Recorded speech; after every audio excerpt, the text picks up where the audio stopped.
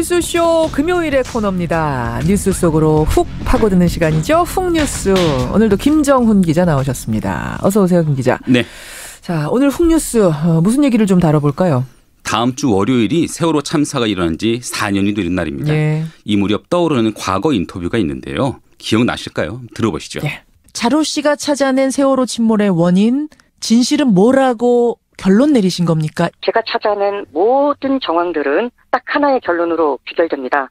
그건 외력입니다. 잠수함 충돌일 가능성이 가장 높다고 보고 있습니다. 아, 이 인터뷰 저는 기억나네요. 2016년 12월이었어요. 네. 네티즌 자로가 외력에 의해서, 그러니까 잠수함과 충돌해서 침몰했을 가능성이 높다라는 것을 인터넷에 동영상으로 그동안 취재한 걸 올리면서 저희와 먼저 인터뷰했던 그 지금 부분인 거죠? 네, 그 동영상이 세월 X라는 동영상인데 예. 저희 김현정의 뉴스쇼에 출연해서 이런 주장을 했던 거죠. 뭐 그 주장 대단한 화제였습니다만 세월호 선체가 인양되고 나서는 외부 충돌 흔적은 없었다. 이렇게 결론이 난 거 아니에요? 그러니까 그런 상황이 되니까 또 자로는 섣부른 단정은 바람직하지 않다 이러면서 예. 모든 걸 내려놓고 떠나고 싶은 심정이다 이렇게 또 밝히기도 했어요. 그러니까 한 발 물러서는 것처럼 보였는데 그렇죠. 최근 다시 세월호 침몰 원인을 두고 논란이 커지고 있네요. 이게 외부 충돌이 확인됐다 이런 이야기까지 나오고 있고요. 그러게요. 오늘 훅뉴스에서는 논란의 전모 그리고 그 이면을 짚어보려고 합니다. 사실은 사고가 나고 나서 오래지 않아서 수사 결과는 나왔잖아요. 네. 그때 우리 그거부터 한번 좀 짚어볼까요? 참사가 있고 나서 6개월 만에 검찰은 수사 결과를 통해서 침몰 원인을 설명했습니다. 당시 조은석 대검찰청 형사부장의 말로 들어보시죠. 예.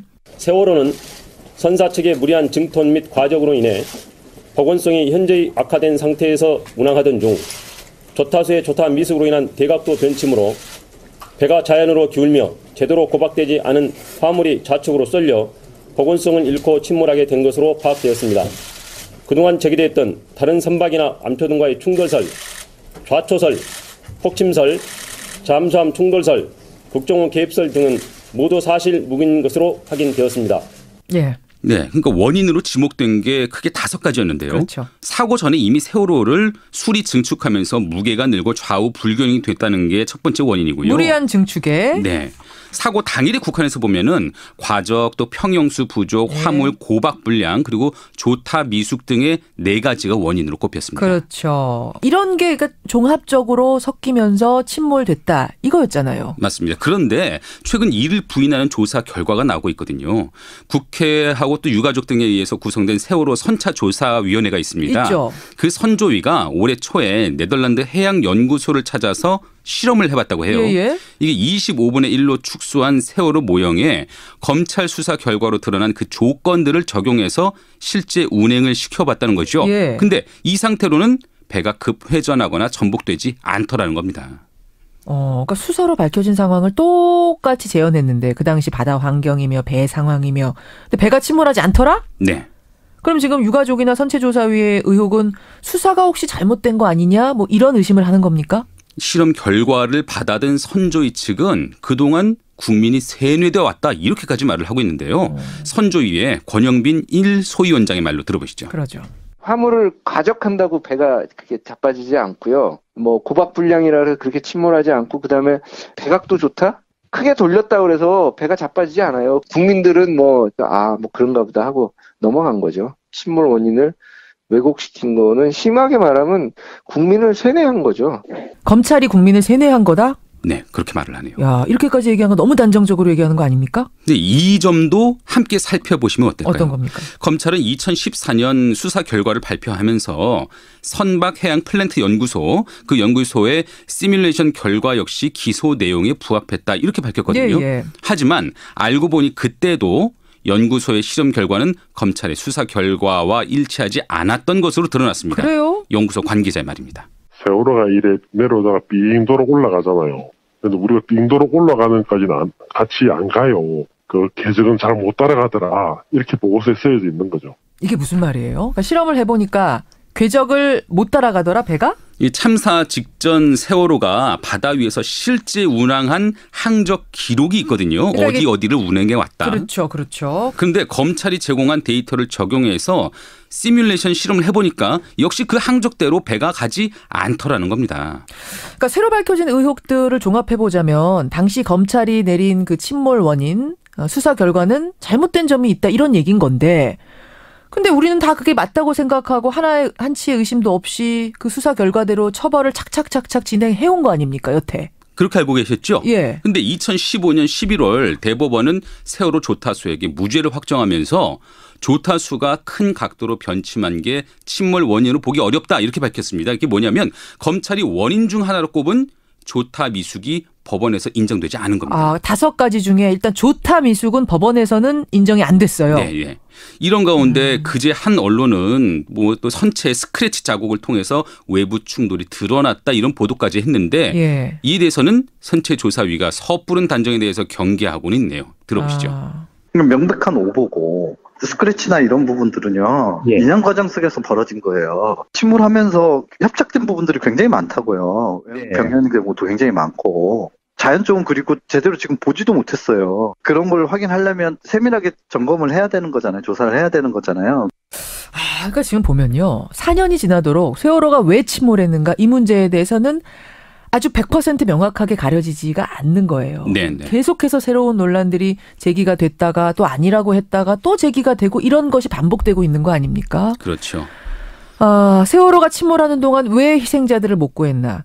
대통령은 뭐 했나? 이런 의혹은 그나마 하나하나 규명이 돼가고 있는데 정작 첫 단추, 침몰 원인 이거는 뚜렷하게 규명해내지 못하고 있는 상태. 맞습니다. 2016년 세월호 특조위 회의장에서 나온 발언의 한 토막을 들으면 그 이유를 짐작하실 수가 있을까요? 2016년이요? 네. 2기 특조위 위원장까지 맡게 된 장완익 특조위원의 말입니다. 예. 화주들은 화물 피해 배상 신청을 하면서 피해 업체 명칭, 연락처, 피해 화물의 종류와 수량, 중량 등에 관한 정보를 제출했습니다. 그러나 이 과정에서 해수부는 세월호 특조위가 화주들을 조사하는 데 반드시 필요한 조사 자료를 제공하지 않았습니다.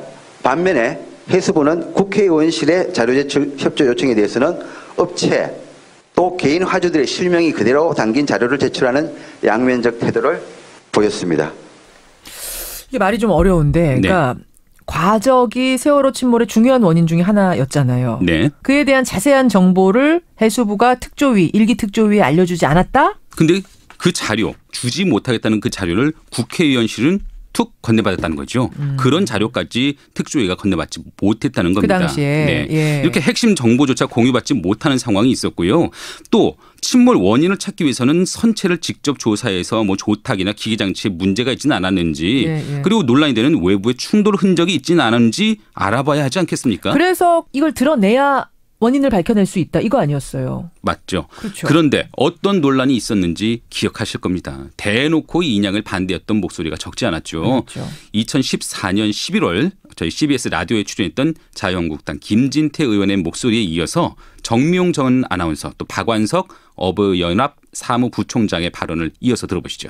인양을 해야 되냐 말아야 되냐를 말하기가 사실 좀 죄송스럽긴 합니다. 그렇지만 이제 그 인양하지 않는 것도 하나의 방법으로 가능성을 열어놓고 논의해봐야 한다고 생각합니다. 바닷물에 쓸려갔을지도 모르는 그 몇 명을 위해서 수천억의 혈세를 써야겠습니까? 당신들이 인양하고 싶으면 국민성금 1,200억 모은 거 그걸로 인양하세요. 인양 반대한다. 니들 돈으로 해. 니들 돈으로. 그러니까 이게 참 인양하려면 니들 돈으로 해라. 유족들을 상대로 저렇게 말을 해서 참 유족들이 상처도 많이 받고 그랬었어요. 맞습니다. 실제 박근혜 정부 아래에서 이런 목소리들이 거침없이 터져 나왔습니다. 예. 세월호는 침몰 1년이 지나서야 우여곡절 끝에 인양이 결정되긴 했지만 그 후 계획된 인양 완료 시점을 9개월이나 넘긴 지난해 4월에야 육상에 옮겨졌죠. 그 과정에서도 논란이 많았잖아요. 네. 정부 당국의 일방적 결정과 집행들이 유족 또 특조위원들의 반발을 사기도 했는데요. 1기 특조위원으로 활동했던 박종훈 변호사는 이렇게 떠올리고 있네요. 그 전면적인 방해 내지는 뭐 은닉, 뭐 은폐, 뭐 그런 거가 있었으니까요. 다 또 잘라버리고 그 스킬라이저라고 방향을 결정하는 것도 다 잘라버렸잖아요. 우리하고 뭐 협의한 적도 없고 가족들한테 뭐 협의한 적도 없고. 어느 날 보니까 막 뭘 싣고 나가더라. 그래서 솔직히 말씀드리면 인양하기 전 단계에서 뭐 뭘 빼돌렸는지 우리는 알 수 없어요. 세월호 1기 특조위원 박종훈 특조위원의 말이었는데, 그러니까 배를 인양하는 당시에도 뭐 상의도 안 하고 닷도 잘라버리고 방향타도 잘라버리고 이랬다라는 얘기를 지금 하는 거예요. 선체가 이미 훼손됐다는 거죠. 그러면은 침몰 원인을 정확하게 밝혀내는 데는 선체가 사실은 보존이 되는 게 상당히 중요한 건데. 온전하게요. 예. 그 과정에서도 훼손이 돼서 이분은 과연 이게 들어 올려져서 원인을 정확하게 규명할 수 있을지 의심스러웠다 이 말인 거잖아요. 지금 현재 그런 의심까지도 든다라는 겁니다. 완벽하게 조사 결과가 나올까. 그렇군요. 그러니까 지금 보면은 세월호 참사를 둘러싼 숱한 의혹들을 규명하려는 시도들이 번번이 이렇게 저렇게 다양하게 막혀왔었다는 얘기예요. 맞습니다. 이게 침몰 원인뿐만이 아니었죠.